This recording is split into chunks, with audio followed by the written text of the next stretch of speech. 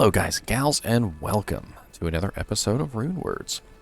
Today we're going to be talking about a recipe that is very sought after, and it's also a recipe, Rune Word recipe that is very expensive. With BerMalBerIst, it's certainly a little bit of an expensive rune word, having to come up with two bers, a mal, and an ist. All of those are hard to come by. The ist is probably the easiest to come by out of the lot, and ists are not very easy to come by either. This particular rune word is 4 sockets, and you would want a very nice ethereal 4-socket weapon to put it in. We're going to go over the statistics of this particular polearm, and we're going to talk about how the effects of this work. So first off, let's just go to the website, and we're going to read off the statistics and what those variables are. So we have a 50% chance to cast level 20 Chain Lightning when you kill an enemy. And unsynergized Chain Lightning is probably around 200, maybe 300 damage at level 20. Yeah, about 281.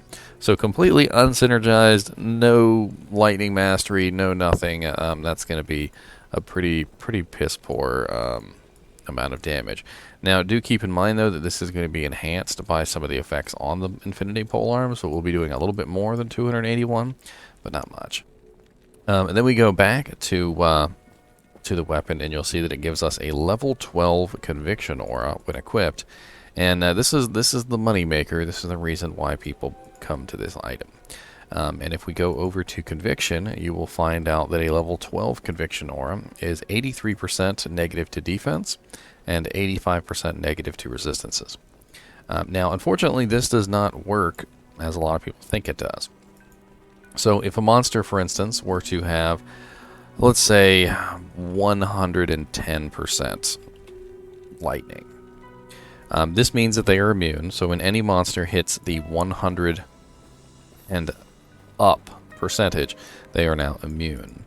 Now, the resistances that it removes are 85%. All right, but the thing is that when a monster is immune, the resistance negative suffers a 1/5 penalty, or 20% penalty.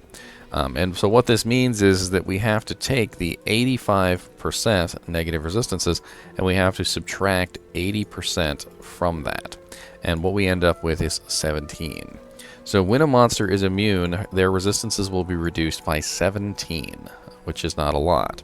But say, for instance, we had a monster who had 110% lightning resistance. It would reduce their lightning resistance by 17, and they would now be at 93.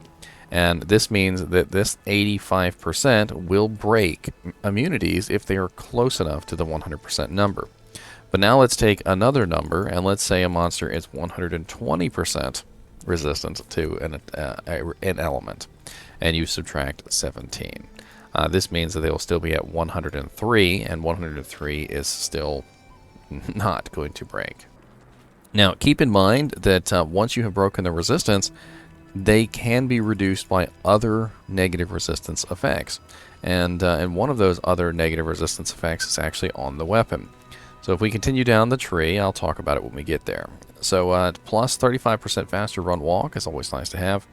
It's always nice to get around faster, even for your mercenary.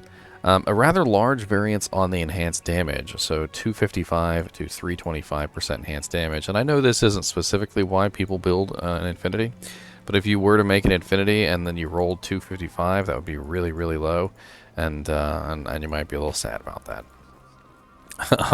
The next on the list is the one I'm talking about. It is 45 to 55% negative to enemy lightning resistance.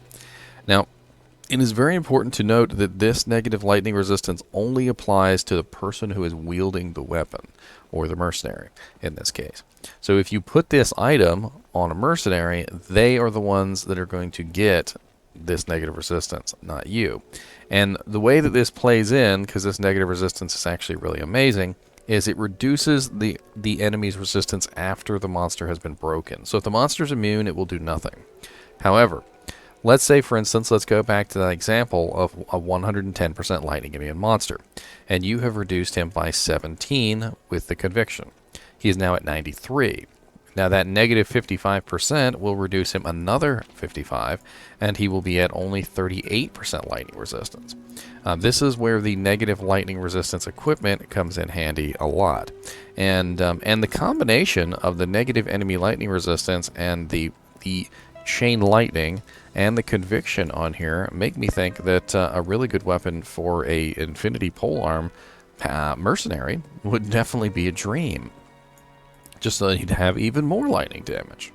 So next on the list we have 40% Crushing Blow, and Crushing Blow, if you've never heard of it, is an amazing ability that reduces the monster's HP by 25% of their current HP, not their maximum. So if they are at literally 100 HP, they will get 25 HP taken off, and so forth and so on. And it does diminish, so obviously if a monster had, let's say, 10,000 HP and you hit negative to 25%, that first hit would be 2,500. But the second hit would only be 1,875, and the next hit would only be 1,406, and then the next hit would only be 1,054, and so forth and so on, and it will go all the way down to essentially 0. Crushing Blow is an amazing ability to reduce the health of really large health monsters, and it's just something that a lot of people adore in this game. Prevent Monster Heal is very nice, but it does not work on mercenaries, so if you plan to use this weapon on a mercenary, please note that Prevent Monster Heal does absolutely nothing on a merc. It has 0.5 to 49.5 vitality based on character level, so at level 99, you'll get 49.5 vitality. 30% chance of better magic items, which is definitely nice to have, and then it has Cyclone Armor Charges of level 21. And although the mercenary is going to get absolutely no effect from this, if we go take a look at level 21 Cyclone Charges, we're looking at about 275 damage absorption from ice, fire, and lightning, which is it's a pretty decent chunk of little HP there. And if you wanted to use that just to bolster yourself a little bit, there's no duration, by the way. So you would just put the item on, cast the Cyclone Armor, and I think you could just take the item off. Not 100% sure on that, but we could always test it out.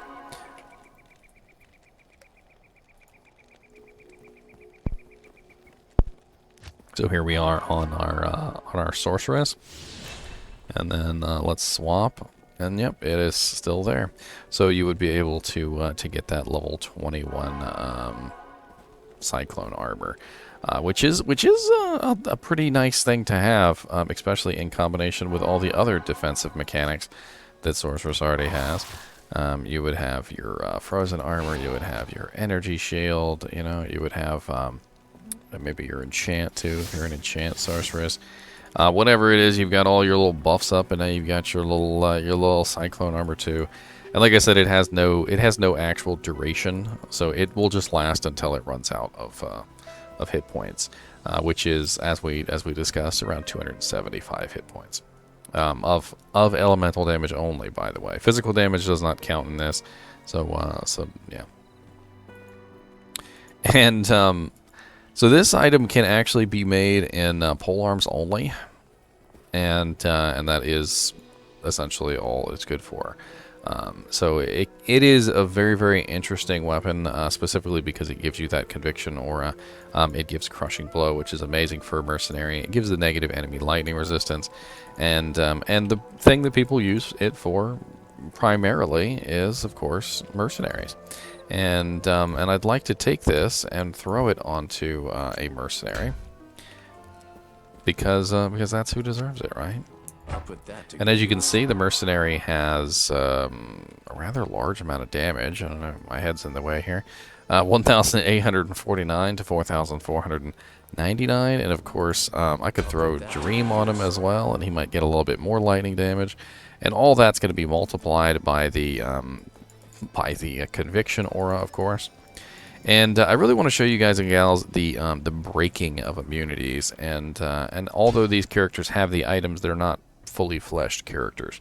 So I'm going to take you over to my Conviction Paladin, who I absolutely love to play on, and I'm going to show you breaking of immunities. Now I have a level 25 Conviction aura, and this is important because when you're looking at Infinity, which is only level 12.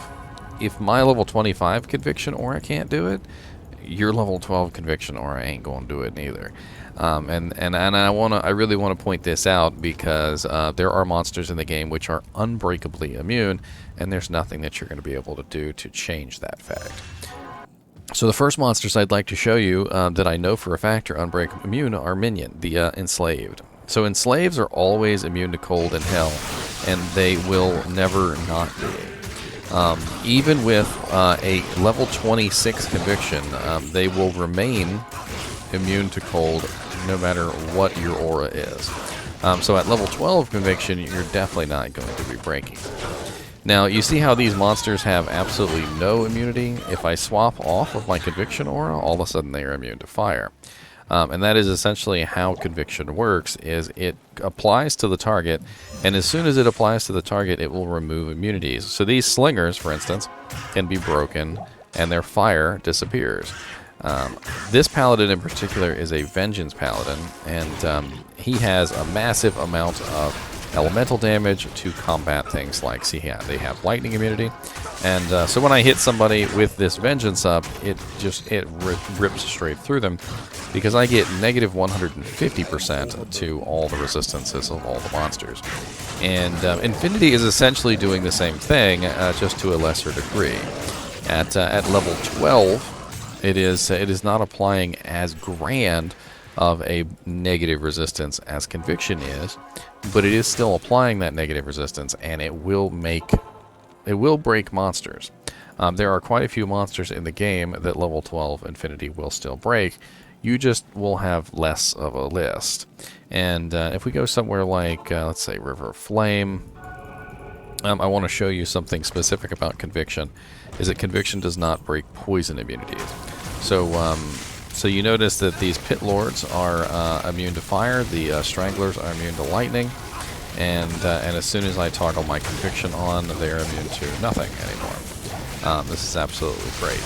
Now, this is good to include, like I said earlier, with other effects. So if you have something that is negative resistances, like a Crescent Moon or Griffin's Eye Diadem, or the fire, lightning, cold, and poison facets, they are great to put in combination with lowering resist abilities, because, like I said, once you have broken the immunity, their resistances still need to be reduced. So over here we have monsters that are poison immune, and this is what I brought you for. And you notice that Conviction doesn't do anything to these monsters. And the reason is because poison immunity is not affected by Conviction. So keep that in mind if you are, you know, like a poison necromancer or a rabies druid or something along that nature. And, you know, you'd love to have some negative resistances. Infinity is not going to help you with your poison. And the only thing that reduces poison immunity, by the way, is lower resistance. Lower resistance reduces poison immunity.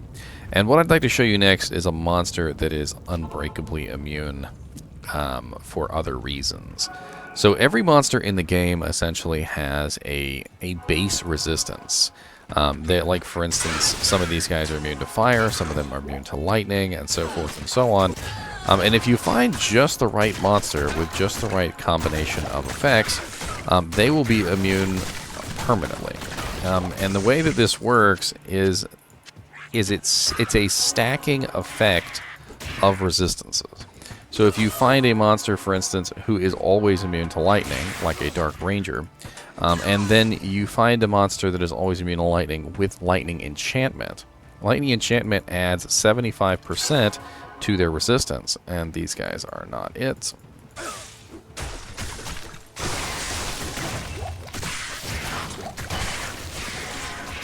Oh, you're stronger now, huh? Are you level 75? I'm level 82. Catch up, buddy. Oh, no. Doesn't work with these guys either. Might as well kill you real quick, though. Yeah, give me that flawless sapphire.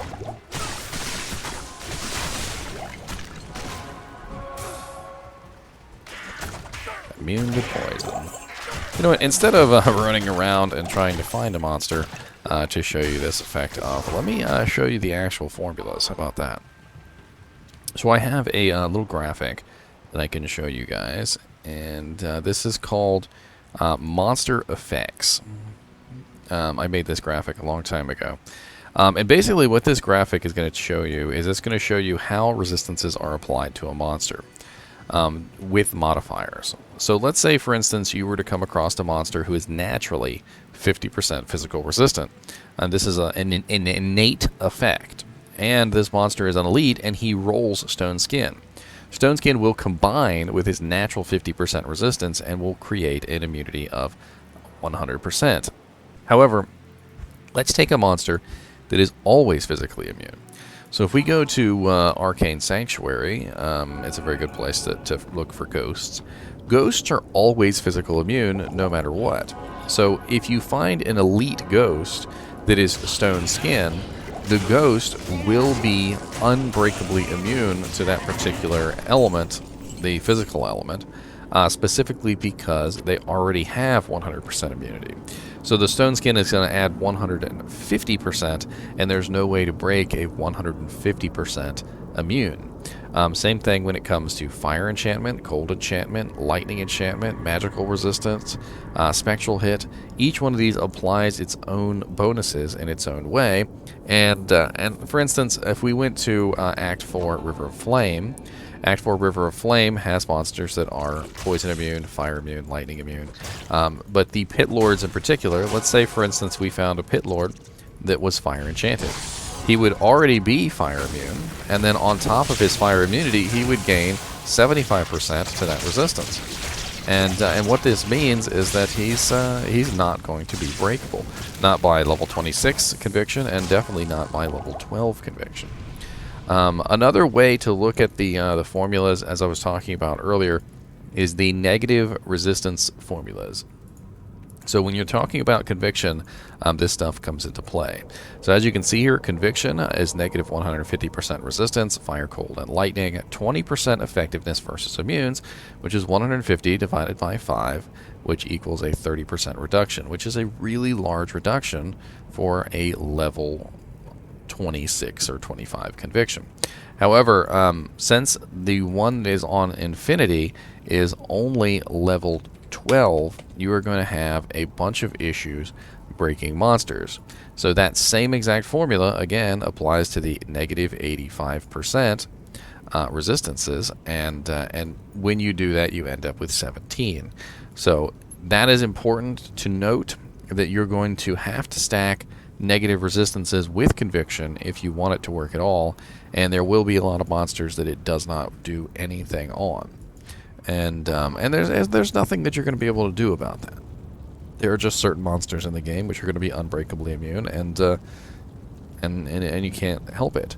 It is important to note that cold immune monsters tend to be more unbreakably immune than any others. And if we want to play around with cold immunes, one of the best places to go is Crystalline Passage. So if we take a look at Crystalline Passage, you'll see that there are monsters that are unbreakably cold immune here as well. So we have frozen creepers, we have all sorts of monsters. Now keep in mind that conviction is reducing the resistances of all elements, not just one. So even though they do not break in cold, they will be very low in all the others. Because the important thing to note is that when a monster is not immune to the element, they will be reduced by the full brunt force of the negative effects. So for instance, let's say a monster was 99% immune to lightning. 99% immune to lightning means that you would be reducing them by 85%, and 99 minus 85 is a whole 14. And let's say that they're only like 20% immune to an element, and you are reducing them by 85. Now they are at negative 65%, and they are taking more damage from your lightning than they would before. So Conviction Aura is going to help you in those situations where monsters are not immune, and it is also going to help you in situations where monsters are immune if you can break them. However, it's going to do absolutely nothing for you if you are completely incapable of breaking them. And this is important because Conviction has its limits. So if we go back and we take a look at the item, we can see that it's just an all-around really amazing piece of equipment for both mercenaries, with the crushing blow, the negative lightning resistance, the conviction aura, which is going to reduce the defense for the merc, the added lightning damage that he's going to get, the vitality, the magic find. All of it is actually really, really amazing for a mercenary, and I'm sure that the mercenary will be kicking some ridiculous butt. Especially if you tag him up with a dream helmet for the extra lightning damage. He's just going to be running around pretty much murking everything. And if you happen to be a lightning sorceress who gains a huge benefit from having that conviction added onto your attacks, it's going to speed up your kills extraordinarily fast. Just extremely fast. Trust me when I say that that having conviction, even if it's not breaking immunities, even if it's not doing probably what you had originally intended, which was to make your character able to kill everything in the game, you are still going to get a huge bonus to the kill speed of your character, especially if you tag it up with a Griffin's Eye Diadem and a Crescent Moon. Now, it's very important to talk about the expense of this, and I feel like a lot of streamers kind of gloss over the fact that Infinity is such an expensive rune word, and I'm not going to do that. So we're going to talk about really quickly the expense of this rune word, and the Ber rune, the Mal rune, and the Ber rune, and the Ist rune. There's not an inexpensive rune in this entire word. So it's very important to talk about the fact that BerMalBerIst is not cheap in any way, shape, or form. Especially when you consider that Ber runes are used to make enigmas. So if I wanted to make an enigma, for instance, I would need a Ber rune. Or if I wanted to make a Chains of Honor, I would need a Ber rune. And so you're basically saying that this Infinity is essentially almost two possible enigmas or two possible Chains of Honors. And then on top of that, you have to throw in Mal and Ist into the equation. And this just becomes one of the most expensive recipes, basically, in the world. And it's important, it's really important to talk about the expense of these recipes, because when somebody recommends, hey, just get an Infinity, you have to be like, how? How am I gonna just get an Infinity, sir? Like, it's I don't even have an Enigma, I don't even have a Chains of Honor, I don't even have a freaking Treachery. I mean, Treachery only uses a Lem rune. It's like, you realize this is like way out of my league. And then even if you do find one Ber, and even if you do find, you know, an Ist rune, you still need another Ber, and you still need a Mal rune. And it becomes a really big thing. Now, one of the benefits, though, of being in this new Diablo 2 Resurrected as opposed to the old one, is I can take the Infinity off my merc, put it in my stash, I can go and I can log into another character, and I can take that item out and use it on my other character as well. So very interesting that in this new version of the game, we are looking at... did I put it in my personal stash? I put it in my personal stash. Oh, no, there it is. In this new version of the game, we can, in fact, share items of extremely high value. So in the past, you might have needed to make more than one Infinity, because the process of dropping the Infinity on the ground, saving and exiting, and joining the game to pick it back up was a really, really risky endeavor, and could often lead to you losing your items. So having an item like an Enigma or a you know, a Cryptic Axe in this particular day and age means that we can swap those items in between characters using the shared stash, and that is absolutely amazing. That means you only need one. So the cost has been mitigated a little bit. It's still very expensive to make, but if you could potentially afford to make one Infinity, just one, you would have a very, very amazing time swapping that between, you know, maybe like your Javazon, your Lightning Sorceress, your Fire Sorceress, probably not your Cold Sorceress, because Infinity doesn't really work on cold resistances. It's the, you know, maybe you want to swap it to your Elemental Druid, although he does cold damage too, doesn't he? It really depends on who needs it, and you know, if you happen to have an Infinity laying around, you could certainly swap it in between characters with relative ease with the new shared stash. Anyway, I hope that you guys and gals have enjoyed watching this video. I know it was a little bit of a longer one, but Infinity is definitely a rune word that deserves a little bit more attention than just simply, here's a good item, put it on. So as always, thanks for watching, and keep watching.